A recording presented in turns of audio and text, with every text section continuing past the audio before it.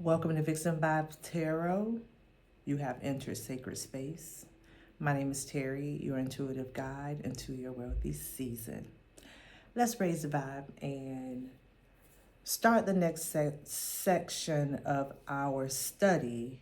And the title that I have today is Why Your Nervous System Decides Your Income. Why your nervous system decides your income. So, on the last episode, we talked about how our perception of wealth skews or even hinders our ability to obtain it. And today we want to talk about why your nervous system decides your income. I'm going to get into it. I have notes. Do not think that this is coming off the dome. Do not think that I have arrived, because I have not. We are all walking this path together. A lot of us do not have people in our families or our friends that have wealth. And even if we do have people in our circle that is wealthy, a lot of them aren't open to sharing how they obtain it, or just this specific process of it. Because a lot of times when we talk about getting wealth, we talk about business strategy, we talk about money mindset, how to create money, how to have several streams of income. And so, but my calling is going to be centered around internal compass, internal reset, internal vibration, that allows wealth to flow, that allows money to attract to you, that allows money to flow in. All right, so we're going to get into it. I don't want to take too much time. We're already 2 minutes into the video. So I'm going to just read off my notes. I'll be talking periodically, but I'm going to read off my notes, and that spirit gives the utterance or gives the confirmation. I'll speak from there. All right. So most people think money is about effort, intelligence, or strategy. It's not.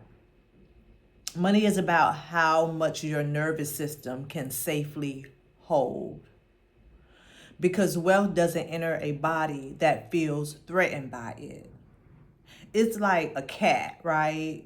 If you want to hold a cat and you say come and they don't, and then you proceed to try to go toward it and pick it up, it's like it's going to run away from you. It doesn't feel safe. It feels threatened. It doesn't know what you're going to do. Like, what do you want? Like, and you're chasing, right? So it's going to constantly run from you.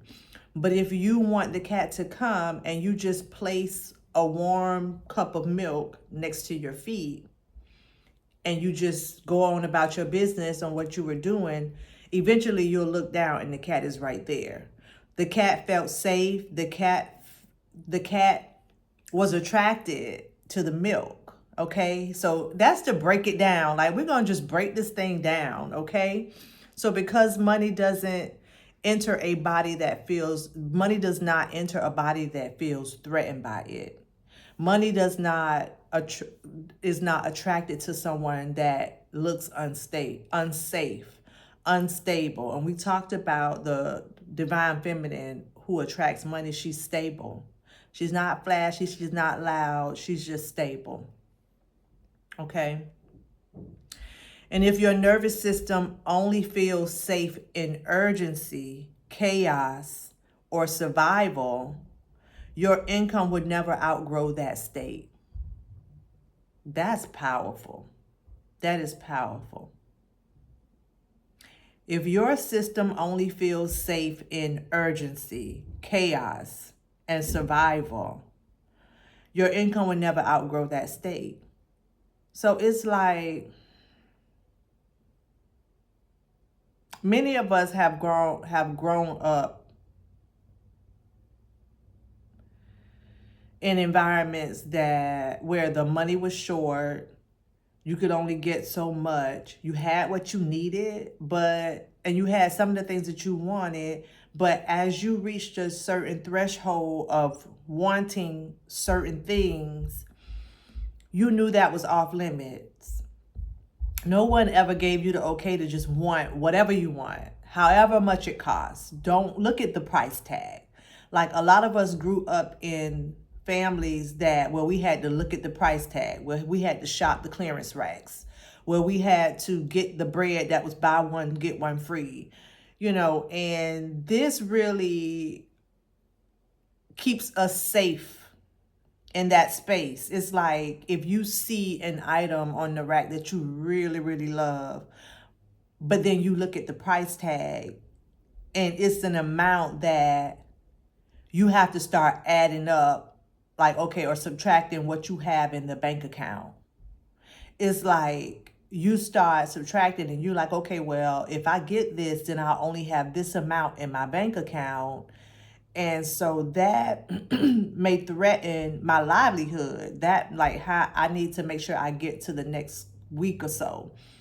And so you put it back because it doesn't feel safe. It doesn't feel safe to purchase it. And so a lot of us grew up in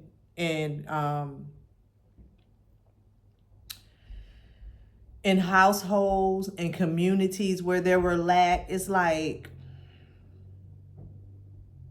even if you go open the refrigerator and your mom says you can't go in it to get anything unless you ask her permission first, or you don't drink the last of the milk or don't eat too many cereal. You know what I'm saying? So I think a lot of you guys get the gist of what I'm saying. And so that becomes your safety. That becomes your, like, survival and chaos and day-to-day living becomes your system of living. It becomes your safety net.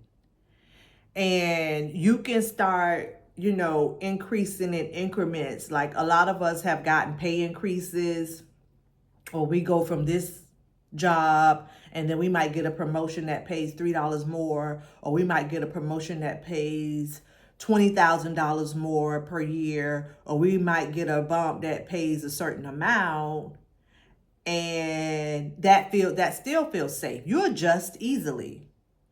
Okay, but going from 5 figures to 7 figures, even the thought of that brings some nervousness, because it's not something that your nervous system is ready to welcome. So that's why we're here. We're here to prepare for that, okay? Period. Your nervous system is constantly answering one question. Is it safe to receive more? Is it safe to receive more? Not spiritually, not intellectually, but physiologically. Like the chemicals, the vibration, the hormones, they're asking, is it safe? Like, is it safe to receive more? Am I going to be expected to do more? Am I going to be expected to, how people talk about, sell my soul to the devil? You know what I'm saying? That kind of stuff. Like, is somebody going to be out to take what I get? Right? Are my relationships going to be threatened? Right? So it's a physiological thing that happens in our body, and we need to make sure that we're regulated. So I understand this very clearly because I'm a registered nurse by trade. And I read a book. It's a psychology book. It's by a psychologist. I can't remember her name, but it talked about the body keeps the score. And anytime something traumatic happens in your life, it talks about how the body interacts physiologically to that traumatic that traumatic event. So if somebody abandons you, right, you may get like colitis, or if you were abused or neglected, you may get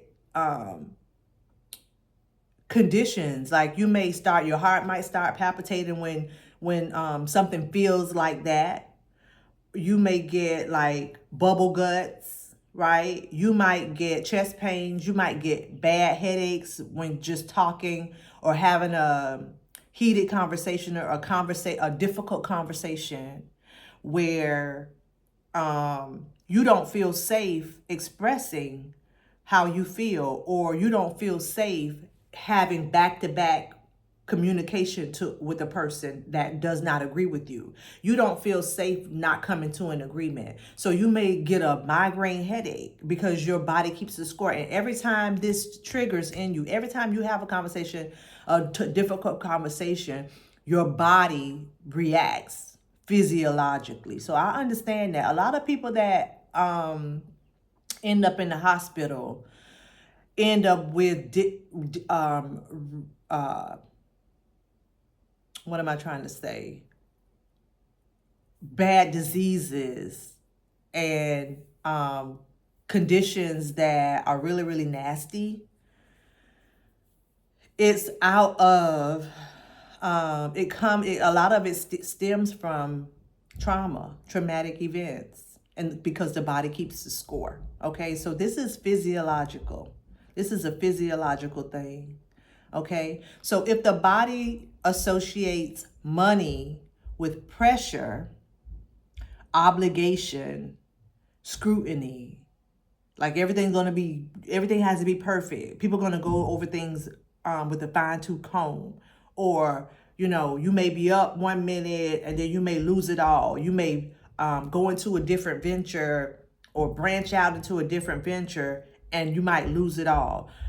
If your body associates money with these things, then abundance will feel like a threat, not a reward.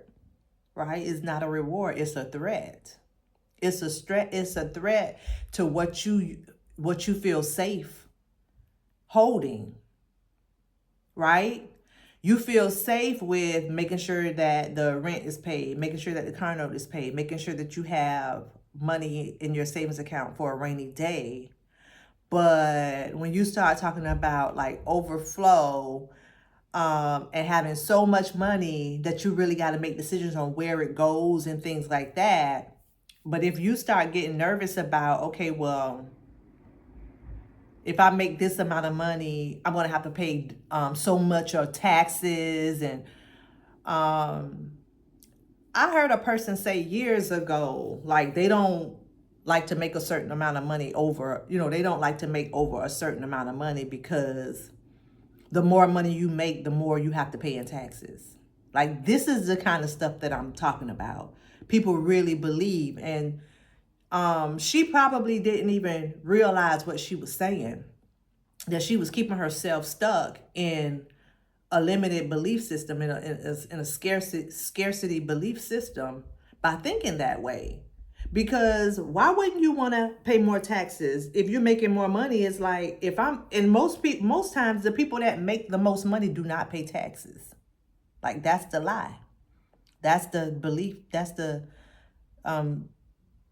belief that you have formed, and it's not even true, because most people that make a lot of money do not pay taxes. And even if they pay even if they do pay taxes, they don't mind paying the taxes because they know that the money is going to come in another form, right? And this system is meant to protect people, especially business owners. Okay, so this is why people self-sabotage right after breakthroughs. And we want to make sure that we're not doing that. We want to make sure that we're not self-sabotaging.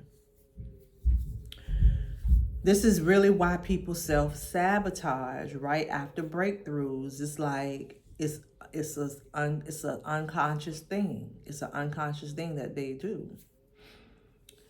Why money comes fast. This is why money comes fast and leaves even faster. Okay, you ever got a lump sum of money and it came and you like, man, wow, thank you. You ain't even worked that hard for it. It came, and then by the time you looked up, you had paid bills, you had bought you a few things, and it's gone, and now you don't have any idea of how you're gonna make that happen again. Like, that's why it comes and goes. People that win the lottery, jackpot like that, and then they just frivolously spend this money on items that do not appreciate and value. People that we're gonna get deep. People that got the PPP loans, $100,000 or more. People got millions, people got a lot of money off of these PPP loans, and they did not. Their nervous system was not regulated enough to really sit down, create a strategy before you get the money. Regulate your nervous system and really allow the money to flow freely and create avenues and channels on how you're going to hold on to this money. And the reason why they didn't do that is because their nervous systems weren't regulated to receive it and to keep it. So this is why expansion is followed by collapse. A lot of businesses expand. Like, you were doing well as a mom and pop shop. Your customers were funding your business because you were getting sales and you were doing good. And then an investor came in, offered you an investment to expand the business. Y'all opened up another 2 or 3 businesses or restaurants or whatever you were doing. Y'all opened up more, and you thought that it was going to expand and explode, and you were going to be able to do some things with this money. Okay? But your nervous system was not regulated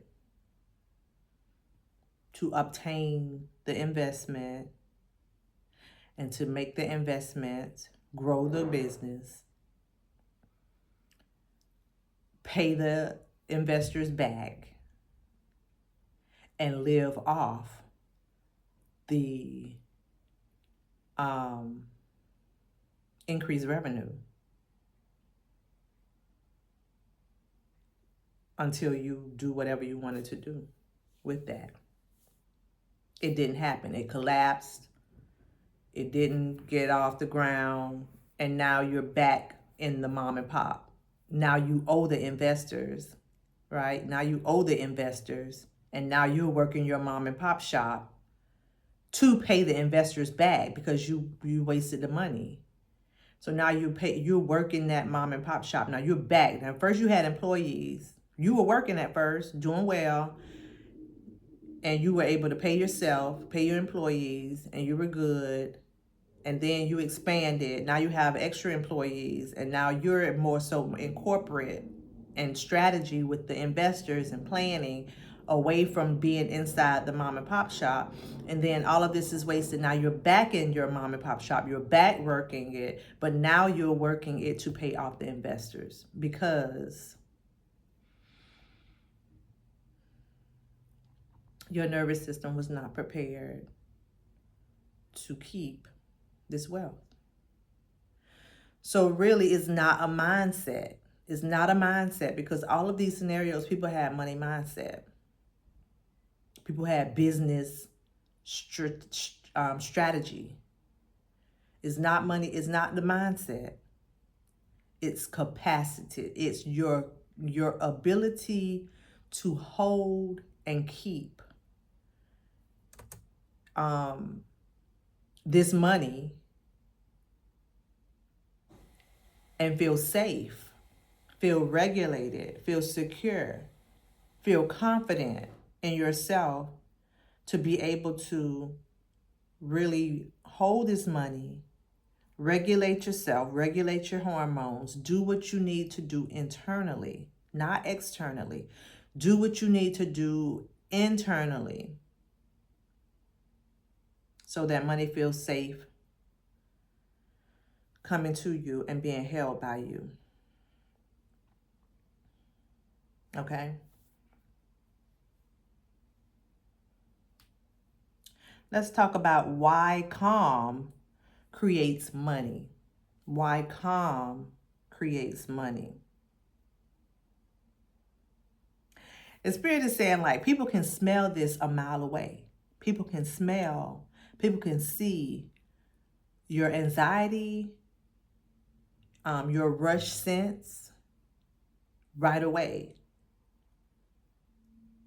The spirit of money can sense that right away.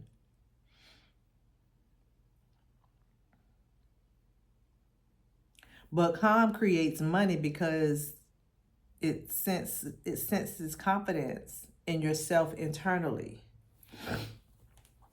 Okay? So a regulated nervous system, what does a regulated nervous system look like or feel like? Or what is it? So it does three things extremely well. It does three things extremely well. Take notes. Take notes. Because this is something that we're going to learn, we're going to perfect, and we're going to teach to our descendants. We're going to teach this. We're going to be able to pass this legacy down. Not just the money, because we don't want to pass money down to our descendants, our children and grandchildren, great-grands. We don't want to pass this money down and not teach them this, because it's not gonna last. They're gonna spend it. All right. So a regulated nervous system does three things extremely well.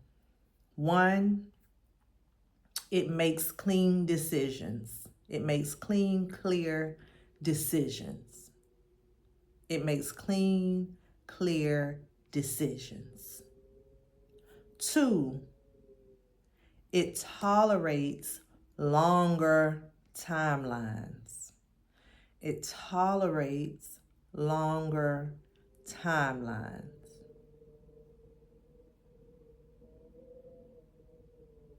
And we're going to break this down. You cannot expect wealth and you don't have a long-term plan. I mean, like a long-term plan. I mean, like at least 20 years. At least 20 years. At least 20 years.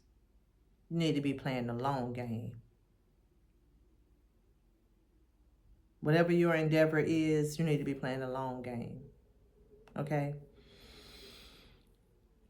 It allows money to stay. It allows money to stay. Okay? It allows money to stay. And Spirit gave me a while ago, Spirit gave me that cat analogy a while ago about money. Money does not like to be chased. I'm sorry, money does not like to be chased. Money likes to attract. Money is attracted. Money doesn't like to be rushed. Money likes a calm atmosphere, a calm demeanor, a calm mind, a calm body. Okay? So Spirit gave me the analogy of the cat, and Spirit also gave me the scenario of money not liking to be given away frivolously, not even frivolously, but it doesn't like to be given to people that don't appreciate it, and it won't stay with people that don't really appreciate it. It's like a woman, right? If she feels like she's not exclusive to you, she's not going to stay with you. If she feels like she has to compete with other women, she's not going to waste her time. She likes to feel secure. She likes to feel stable. She likes to feel adored. She likes to feel cherished. She likes to feel kept. She likes to feel appreciated. That's why money appreciates, grows, compounds in bank accounts where it's kept sacred, secure, protected. A woman wants to feel protected.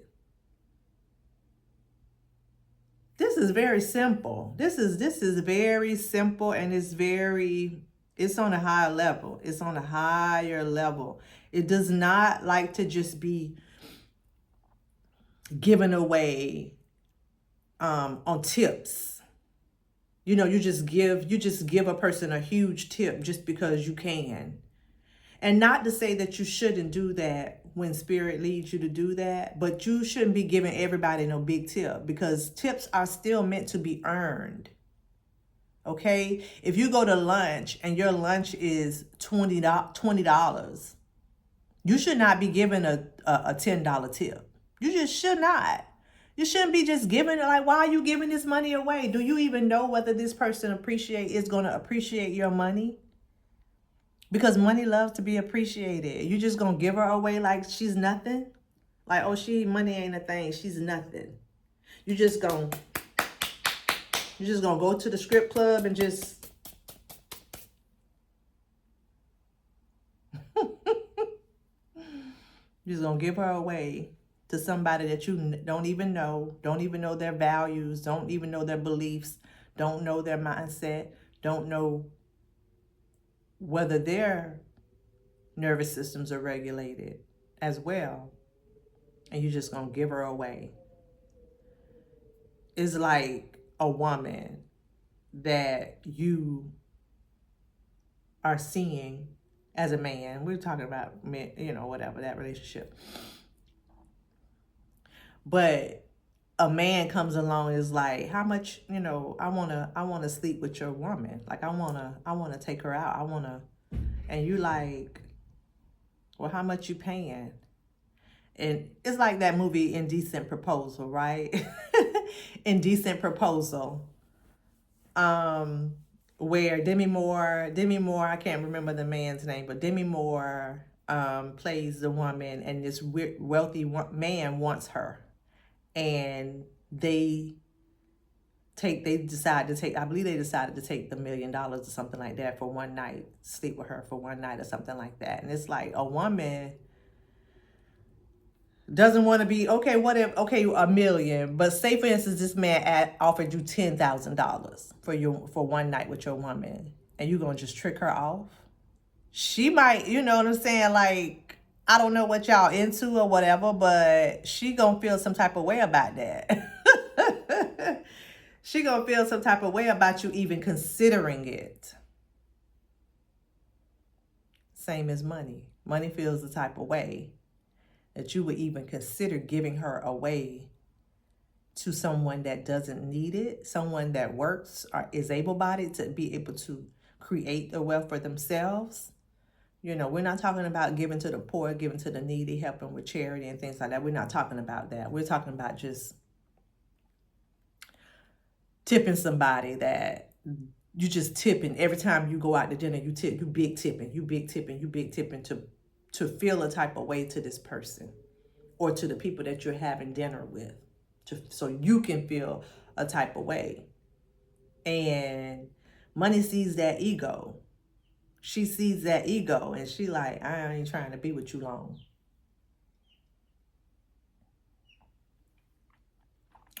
And if y'all get the gist, money is a spirit. Like, it's a spiritual thing. It's not the actual paper dollars, because it's one thing for you to give the paper dollars away, but the spirit of money is looking at you like, no, we ain't trying to stay here long. Let me go on to the next person. That system is regulated. Their nervous system is regulated. They're calm. They're cool. They're discerning.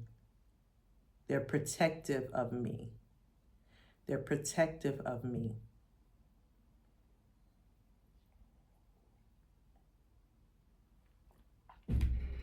Okay. So the third thing that you need to do extremely well is allow money to stay. Okay? Calm isn't passive. Calm is stable power. Calm is stable power. And money, like a woman loves a powerful man. A woman loves a calm, powerful man that he don't say too much. He don't say too much. We love it. He don't say too much, but when he speaks, it's with authority and power, and he gets shit done. Women love that, and so does money, okay? Wealth requires the ability to pause instead of panic. That's so good. That's so good. We're going to pause here. All right, we were talking about what wealth requires. We said wealth requires the ability to pause and not panic. Okay? When you look at your stock market money and the stock market is hit, you hear it all over the news, the stock market crash, and you panic and you take your money out. Like, you got to have a plan with that on that. You got to have a plan before you just take money out. You got to have a plan on what you plan on doing with it. But if we go back to one of the principles, money requires you to play the long game. And so we know that the stock market requires us to play the long game too, and not panic when it looks unstable. When things look unstable, do not panic. It requires you to pause instead of panicking. It requires the ability to hold attention, not urgency. That's so good.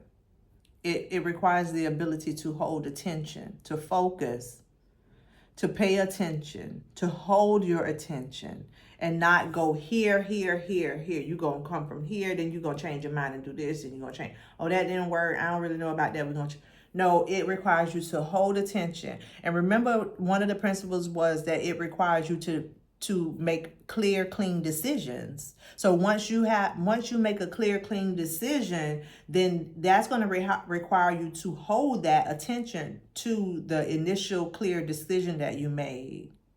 And a lot of people do not do that. A lot of people change their minds after having conversations with people. They change their mind after they can't figure out a way to get the money to do what they need to do.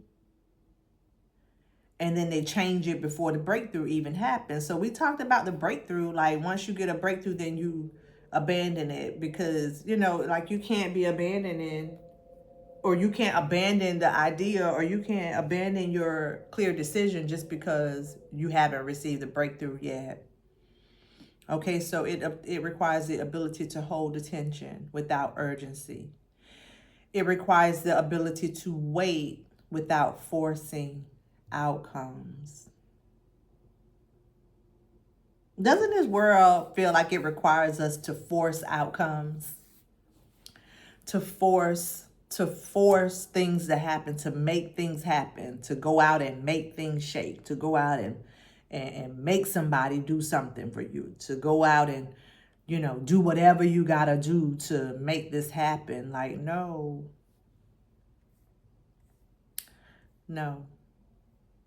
It requires the ability to wait without forcing outcomes. And it really goes back to just trusting yourself, to trusting the clear, clean decision that you made, right? To hold and focus your attention, to remain calm, to show your power by remaining calm.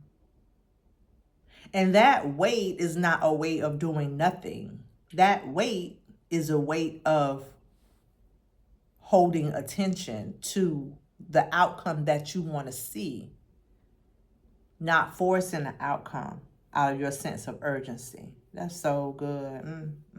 Hey man, Spirit is just like, I'm feeling this. I'm feeling this. Okay. Chaos might create cash, but calm creates capital. And That's powerful, y'all. Chaos might create cash, but calm creates capital. That's beautiful. I want y'all to just sit. I want that to sit. I want that to sit with you. All right. The feminine does not build wealth through overexertion. She builds it through containment. Containment means your body doesn't rush to prove. Your voice doesn't tighten around money. Your system doesn't spike when you receive. It's calm, it's cool, it's collected, it's expected. It's expected. This is why wealthy women often look quiet, grounded, unimpressed. Not because they lack ambition, but because their nervous system isn't chasing safety through money.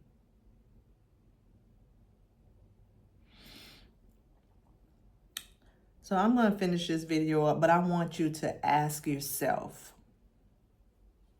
some questions. What happens in my body when I think about earning more? What happens in my body when I think about earning more? Do I feel expansive or contraction? So do I feel expansion or contraction? Contraction. Like, do I feel like, man, I'm expanding, I'm growing, I'm evolving, or I gotta go get this money. I gotta make this happen. I gotta be and perform a certain way. I gotta really focus and narrow in and really set a plan and really just do whatever it takes, right?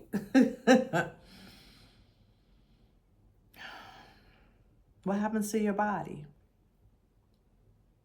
What happens to my body? Do I feel more relief?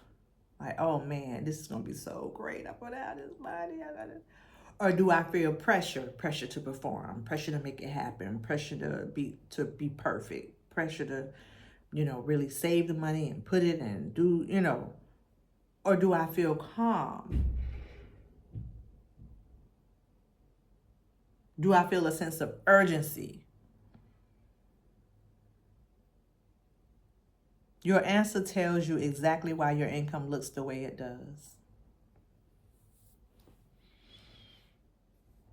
Your answer to those questions tell exactly why your income looks the way it does.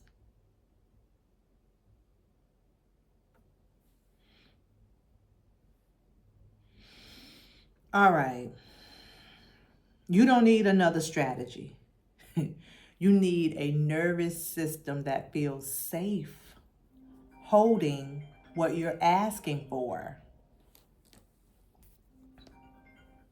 You need a nervous system that feels safe holding what you're asking for.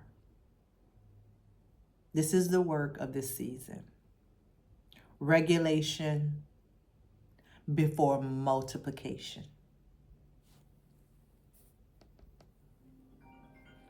Capacity, your ability to hold this money before overflow. Wealth does not respond to desire. It responds to stability.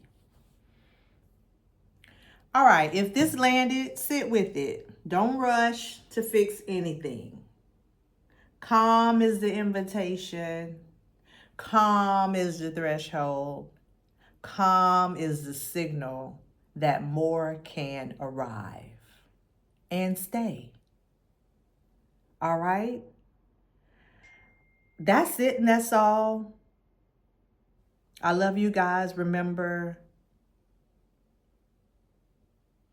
you are a whole vibe, and your vibe creates worlds. Thank you for tuning in, and I will see you on the next transmission. Peace.